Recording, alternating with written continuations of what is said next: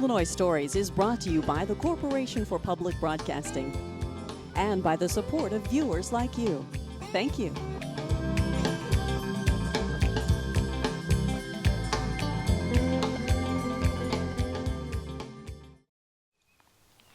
Hello, welcome to Illinois Stories. I'm Mark McDonald at Lake Lou Yeager near Litchfield at the Shoal Creek Conservation Area named after Henry Weeds Eilers. Mr. Eilers has spent decades preserving this area, and today he's leading a group of high school students from Litchfield to control invasive species. Let's get started with him rounding these kids up and sending them out to work. Good morning. Good morning. Good morning. There you go, a little enthusiasm. Very briefly, a welcome, a thanks to the many chaperones we have, and of course all you enthusiastic students. It's cold out here, so I'm going to make this brief. You can go in the shelter of the woods and you can go to work. This has been going on now for over 10 years. We've made a lot of progress. I certainly thank Susan and the Litchfield High School for their support and all the students over the years. The Litchfield administration, the mayor had to leave. Our tourism director, this beautiful young lady, is over here, and she's going to blend right in. Again, thanks to all of the participants, the volunteers, the stewards from Zion Lutheran Church. We have a whole lot of organizations represented here. Even the Bramer Sanctuary, Illinois Audubon from Hillsborough has members here. So this is a great morning. The activity is going to be a short 2 hours, so we want to make the most of our time. We want to laser focus on the task. Before we get to that, safety first. We do have first aid kits here. We do have gloves for anyone that needs gloves. Some of you still have them from last year, as I can see. Great, but anyway, there are the gloves if you need them. Protect your toes, your fingers, your eyes. You're going to be in brush. There are weeds out there. But above all, have a laser focus on the 3 target species. And let me show you once more what they are. Honeysuckle, enemy number 1. And I took one of the loppers and I clipped it out. The loppers are right there for your use. A lot of you have your own tools. Take care of your tools, use them properly, don't abuse them. When you got spades, jab with them. They're not prying tools. I brought one along here that shows what happens when you use them as a prying tool. It's not so good for them. This is honeysuckle, enemy number 1. Say honeysuckle. Honeysuckle. Okay. Enemy number 2, autumn olive, right here. That's a little harder to take out, but again, you can dig it out at the roots with your shovel, your spades, or with your lopper. And Russian olive. Actually, it's a relative of Russian olive, but a lot of people call it that. This is autumn olive, a different species. One more honeysuckle because it's in flower, because you'll see that. All you need to do is memorize the 3 species. This one here is a nasty one too. Oh, got to be careful here. I'm already tangled.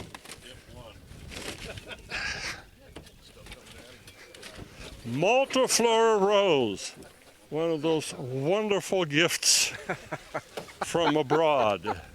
But it's very easy to clip out. These are the roots that I clipped out. This is the long, stretched out root that I saved just to show you. They do have long roots. Don't dig out here with any of them. Dig them close. And you'd be surprised how easy it is. For you it is. For me, I'm my great-grandpa, it's a little harder. Okay, multiflora rose. Say multiflora rose. Multiflora rose. Grab your tools.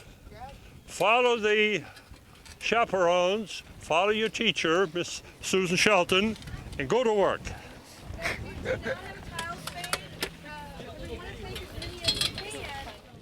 Henry, the kids are going to work. Yes. They're going to go cut out honeysuckle. And did you say Russian olive? It's actually autumn olive. Autumn olive, Yeah. and that multiflora rose. Yes, Yeah. Okay. yes. So that's what they're aiming for. Absolutely. In past years, now we're right below the dam. Yes. Lake Lou Yeager Dam here. Yes. And in past years, some of that same work has been done here, and you can see how nice and cleared out it is here. That's the amazing part about it. And not only do you cut those the invasive species, but you burn down here as well, don't you? This is a floodplain. It doesn't burn so well. The cottonwood trees, for instance, the foliage we have it down here in the path, they burn only for a very short period in the fall, and usually irregularly. We've burned maybe here in the last almost 30 years now. We may have burned 2 or 3 times, Yeah. and they weren't good burns. But even that had a profound positive effect. Yeah, yeah. This is, as we stand here, it's a chilly day in late April. And this is really a good time to look for wildflowers. It is. Okay. What do we see this time of year? Well, if you look close enough, you might even find mushrooms. People are out here looking for morels, for instance. Sure. Yes. Yeah. But otherwise, you can spend literally a day in just a small area because it's the little things that count. Even here, for instance, I see wild ginger, and if I look down there, invariably, I'll find something that very few people take note of. And there's a flower. It's a little purple urn with a white furry backing to it. It's beautiful. And, yes, isn't it, though? And Yeah. and Hold it so it's facing the camera. There you go, like that. Yeah, hold it there.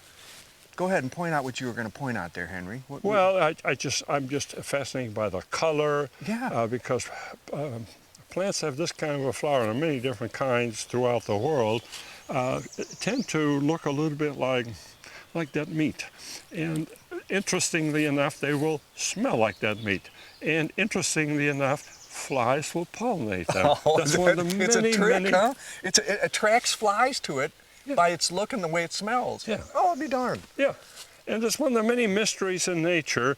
Nature's infinitely varied, I like to say. Yeah. And I'm just fascinated with it. But you know, it would be hard to catch in a photo unless you do a close-up. Yeah. But you look at the inside of that. That's exquisite.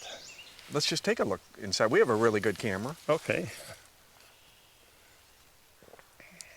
It is beautiful, and it's all down below. You wouldn't even know it. You'd walk right over it. You wouldn't even see it unless you cleared the green away. That's right. Yeah, fascinating. That's right. Let's look at this little blue species over here. Now, these are all over the place. Yeah, I'll pick this one because it's abundant here. We have 2 species in this particular family, the Phacelia. The other one has a common name. We'll see it later on. This one is just Phacelia, and people love botanical name, Bipinnatifolia.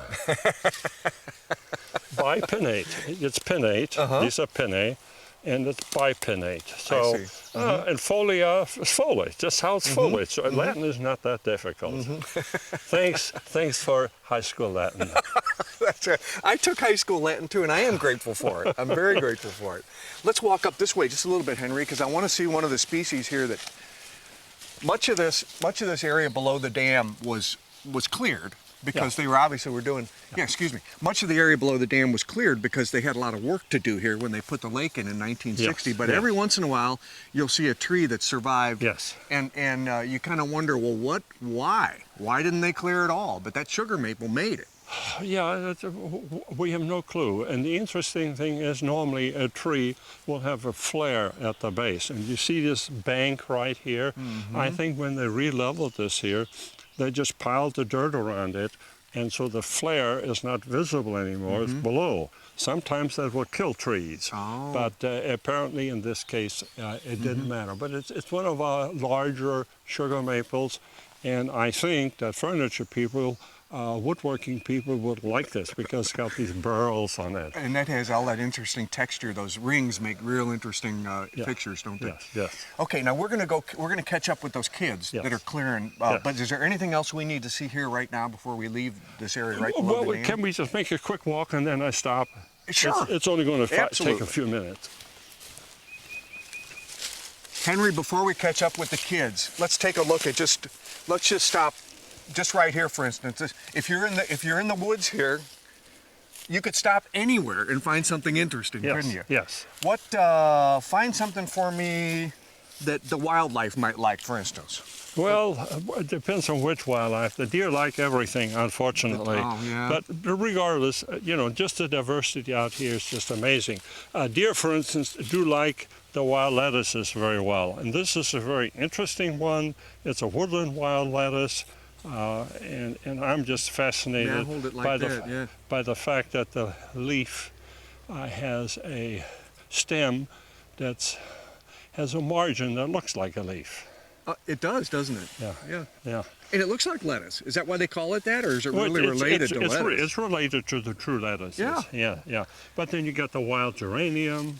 Is that what the pink one in here is? Yes. Look at how delicate and beautiful that is. Yeah. Now, is that just coming on? That's just coming on. The trilliums have been blooming for some time. That's another favorite of deer. We call it deer candy. Is that right? Do they like the flower or the leaf? They eat everything. They like it all, huh? Yeah, they do a and lot look, of look over here. Now, a lot of people, they recognize the Virginia bluebells. Yeah. And absolutely. That's kind of, I guess it's a little late for them, but this one here is still gorgeous. Oh, look at it's that. beautiful. Yeah. But there's something else that's interesting. See this right there? Not much. But you come here in June and July, this is phlox, or garden phlox. In fact, even though it's a woodland, people call it garden phlox. And the French and the English took it back in the 17th and 18th century, and they made all kinds of hybrids from it, and then they re-imported it here. It's like carrying coals to Newcastle. Well, let's go see what those kids are up to and see if they're doing any good, huh? Yeah. Susan Shelton, this is hard work. Yes, it is. They're doing a very good job. I've got excellent students working out here. They don't mind the hard work. Well, here it's Friday, and it's around Earth Day, and this is kind of an annual thing for your class, right? So the Friday closest to Earth Day, you all come out. About 90 students from Litchfield High School come out here and clear these invasive species. And as you can see, it's not easy work because you have to dig down and get those roots out, don't you? Yes, it is. It's very hard work. That's why I'm very proud of them. They don't mind doing the hard work. It's a little bit different than the classroom work, which makes it more exciting sometimes. They've been coming out here for a while, and you've been bringing them out here for a while, haven't you? Yes, this is our, I think, 11th year in a row coming out to pull invasive species to try to better the area around here. Yep. And like you say, you teach, is it biology or botany? Well, this is the biology class. This is biology, okay. So this fits right in with what they've been learning, right? Yes, we learn about invasive species, we talk a lot about them, and then we come out here and actually see it, and then they get to visualize the impact that it's having. And then they get to see what they have done, and then they can look at years past clearings to make it obvious that they are making a difference. Yeah, and you can see as you walk around down here that it is not overgrown. The understory hasn't taken over, which is a terrific thing. And walking around here with Mr. Eilers is really a treat because he sees everything. In fact, let's walk down this way, and I want to talk to you about Mr. Eilers because the Shoal Creek Conservation Area is named after him, and he has worked here most of his adult life. And thanks you all for helping him out a lot. But he's really a treasure, isn't he? Kind of a local treasure. He's an expert. He just has such passion and caring for the environment. We're just so lucky to have him in our area. And he likes having your help too. But here we got another couple here. Let's see if they've been able to recognize what it is they're after here. So they're dig, and get. That's hard work. That is hard work. You, as a matter of fact, he put you in for an award, and you were successful, weren't you? Yeah, in 2014, I got the Educator of the Year award for Invasive Species Awareness Month for how many hours, man-hours we've put in with the kids over the years. It's really added up, and the difference they can make by just coming out, 90 kids, 4 hours during the day, it really makes a big difference. Yep, and not only do they learn hard work, but like you say, they get out of the classroom and they learn what these species look like, and they actually learn what they're able to do to help the environment, which is really nice to be able to see firsthand. Yeah, this really makes a big impact on them as well. as the environment. Thank you, Susan. I know you would like to not have to work anymore, but we're going to take the microphone off you, and you have to go back to work now. I appreciate that. We've mentioned Henry Eilers' nickname through the program. We call him Weeds, and actually, Guy Sternberg, you came up with that nickname for him, didn't you? Well, I have to admit that, but I think he kind of likes it now. At first, he might have been offended, but everybody uses it now worldwide, so he has to accept it. And they know him worldwide, too, isn't They do. He's a very famous botanist, and I think you told me one of 5 top botanists in the state of Illinois. That would be my estimate, yeah. And actually, he may have mentioned there's not a plant named after him, but there is a wildflower named after him, a cultivars, the Henry Eilers rudbeckia. Is that right? So look for that in your garden centers. Oh, okay. And you're an author. You're a naturalist. Your specialty is trees, and oak trees in particular. You've written a couple of books, and you actually have mentioned Henry as being instrumental in your work. And you've got a picture of him here in his younger days. So you've tried to get the word out about Henry, and that's actually you brought him to my attention. So thank you. He's been a great subject. Well, he's been a great subject for all of us in the natural world, and it's time his story gets told, and it's time what he's doing here and gets more people aware of it is being told as well. Yeah. We are standing between 2 oak trees. I think they're oak trees, and you wanted to be here because you're an oak tree guy. Well, yeah, these are post oaks, and this is pretty much the northern limit of their natural range. Go a little bit farther, another county or so. They're a southern species. They love the barrens communities. You'll see them scattered in all these. These can be very old trees and not very big. They grow slowly. And in some cases, when they come in too thick, they shade out some of the barrens. So you will see some trees in there that have been girdled just to open up the canopy. They try to save the best trees and leave the sun hit the canopy or the understory below. As we'll learn from Henry more about the barrens in the program, but they like to have the sun on it. They like it to be clear. That's mostly sunny. Of course, in the hot summer, a little bit of shade does some species some good. Yeah. But you try to manage a variety of densities. Dense trees here, open there, scattered trees there for different species that would survive in the understory in all seasons. Yeah. Okay, well, thank you, and thank you for introducing us to Henry, because he's the subject of the story, and without him coming to my attention, and the Illinois Native Plant Society, of which he is a member, he came to our attention, so thank you. You're welcome. Henry, we've all heard the term pawpaw patch. Well, I think we're standing in a pawpaw patch, aren't we? Yes, we are. And this is a pawpaw tree? It's a tree. How do you know? Tree. How do you know it's a pawpaw tree? Because I've been here before. Because you're a botanist, right? Well, amateur botanist. That's not what I hear, Henry. No, I hear that you're one of the top botanists in the state of Illinois. Yeah, I know you don't like to brag, but that's what I hear from reputable sources. Well, anyway, I enjoy plants. And you have worked most of your adult life here in this conservation area to keep this several decades. Absolutely. Yeah. And you're well respected, and people love the fact that you are committed to this area. Yeah, it's a wonderful privilege to be able to work in an area like, even if I don't get paid, it's still a privilege. I find it interesting. Pawpaw is not a rare plant, but you have other things. The buckeye is in bloom. The Ohio buckeye is in bloom. And again, we go a few places, then you see butternut again, which grows in patches. But here, just coming into early bloom now is Miami mist, another one. And this is what we see right at your feet here, right? Yeah, exactly. This is Miami mist. It's a beautiful, delicate little flower. It is. Fringed. It's a fringed little flower. Yeah. And it's the other Phacelia. We've got 2 Phacelia species here. And here it happens to be Phacelia pershii, and Persh was a famous botanist, by the way. Oh, okay, named after him. He has named quite a few things named after him. There's nothing named after me. The broadleaf right there is interesting too, because it's one of the spiderworts. And that's this? Yes. Here? Okay. Yes. And what's interesting is this spiderwort has very big leaves, and so does this panic grass. Look at that. See. You could get. I wouldn't know the difference. I wouldn't know the difference. You could get confused, and you'd be excused if you were confused. Yeah. But this here doesn't have a pretty flower. It has seeds, grass seeds, grain. Whereas this one has beautiful blue flowers. Are these both native species? Yeah, everything is. Well, not everything. The honeysuckle right there, of course. Well, is we not don't native. want that. Yeah, we don't want that. Yeah, otherwise this is very much. So this is a really nice patch. Very good native floodplain community. And I have seen the water from Shoal Creek right on the other side come all the way up in here. Well, that's good for it, right? That's good for the Well, photos. that's part of it, you Sure. know. Yeah, it's part of what happens in nature, you know. Yeah, I got a question for you. Yes, sir. Would you take me to the barrens? Let's go. Let's go.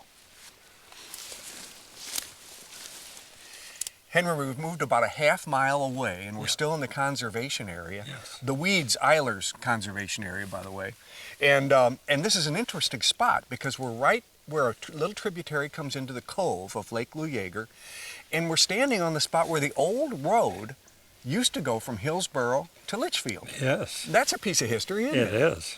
Now, that would have been the only, you see it's a concrete road, it would have been the only way to get from one town to the other. And of course, the lake wasn't in the way then, was it? Well, it wasn't a concrete road. It was just a gravel road. A lot of household cinders in it, as a matter of fact, if you would dig down here. But the culvert was concrete. Yeah.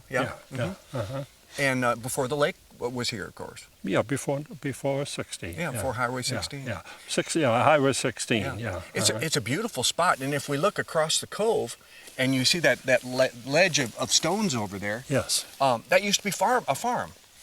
Well, it wasn't a farm. It was a woodlot that was owned by a very large landowner by the name of J.B. Turner, Okay. who was very famous. Without going into the details, but we're at the edge of an ecosystem here. This is southern Illinois from here on south. Okay. And from here on north, all the way from over the hill here to Chicago is the Grand Prairie region. This is Okay. the southern Tilt Plain region. Again, another reason why this place is so incredibly diverse, because you got all these influences when you have a transition zone. This transition zone. The farmers up here on the Butler Flats, J.B. Turner being one of them, they needed fuel wood before coal, you know, in the early to mid 19th century. So they had a woodlot out here, which was typical for that time period, and he owned 20 acres up here. And I got a first county map that shows it. Yeah.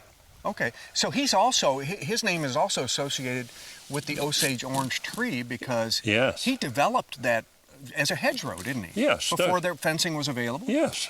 Interesting. Absolutely, a lot of Yeah, so history. he's famous for lots of things. One of them Yes. is the Osage orange. Yes, and the land-grant college system. Wow. Yeah. Okay. So, now we've talked about a lot, but we haven't mentioned the term barrens yet today. And people hear that and they go, barrens, that doesn't sound very good. Well, as a matter of fact, it's not all that good, not all that desirable, but it's something that is here and you like to preserve it, don't you? Yeah, it's a unique natural community. It's not just plants. It's a unique natural community. And thin soils, you see the rock over there, and so you have 4 inches, 6 inches, maybe a foot of soil over the mostly sandstone. Would this be an example right here closer to us? Yeah, it's an example, yes. Okay, so this hill that has sparse trees on it and Yes. very little undergrowth. Yes. That's barrens, huh? Yeah. Okay. Yeah, and during a good part of the year, we're here at the good time of the year. This is a sweet time of the year. But you get here in the summertime, in the fall, it's drouthy. It's essentially pretty, not always, but it can be very barren looking. But it's an old term that was developed out east when the surveyors moved to the barrens communities of Tennessee and Kentucky. And those barrens disappear too, because when you take fire off the land, brush does grow again, and you can see small brush up there. But that's oak brush. Can we walk up there? Let's walk this way and we'll see plenty of oak brush. Okay. Yeah. Henry, you mentioned the oak, the scrub oak, and we're looking at a little plant there. It's come back just from being burned just about a month ago. It's amazing, isn't it? How quickly they come back? Yes, it's amazing. Yeah. Yes. You burn in here every so often, not every year, but every so often, and it really keeps it cleared out and keeps the invasive species away, doesn't it? Yes, it really helps. It's important. Yes, yes. And the barrens, like you said, the barrens could be overgrown with, we saw the honeysuckle, and we saw the Russian olive, and we saw all those things. So, so this keeps it under control. Yes. So that other things can grow, like these gorgeous little flowers over here. Yeah, that's shooting stars, as they call them. Can we go take a close-up look at those? Yes, absolutely. Yeah, just walk right on through there. You're not going to do much damage. I'm going to get on this side of you. Okay, maybe you can point some out to us, shooting stars. Yeah, the shooting star right here. Actually in the primrose family, surprisingly. And a broad range of colors. Look at that brilliant colored one right there. Oh, this is amazing. It's the same plant? Same thing, yes, yes. You almost have to turn them upside down to really see the flower. Yes. That's gorgeous. Yes, it is gorgeous.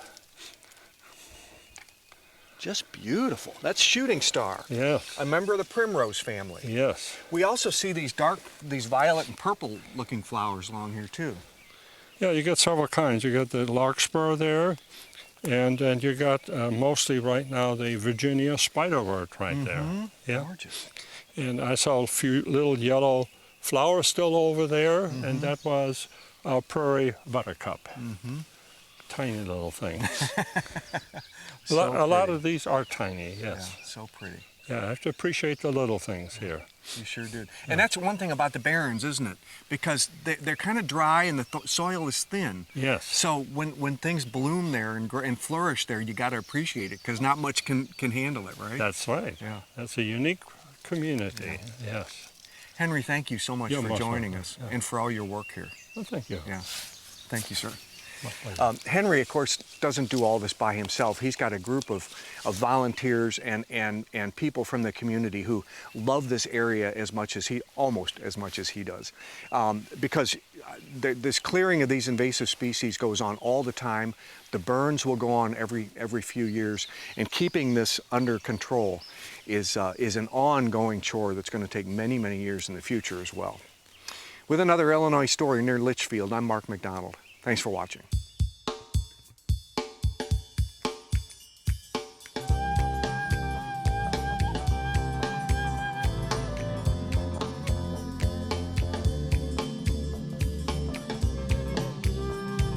Illinois Stories is brought to you by the Corporation for Public Broadcasting and by the support of viewers like you. Thank you.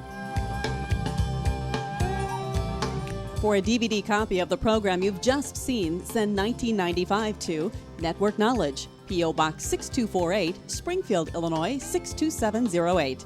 Be sure to include the program name, subject, and when the program aired. You can also order with your credit card by calling 800-232-3605.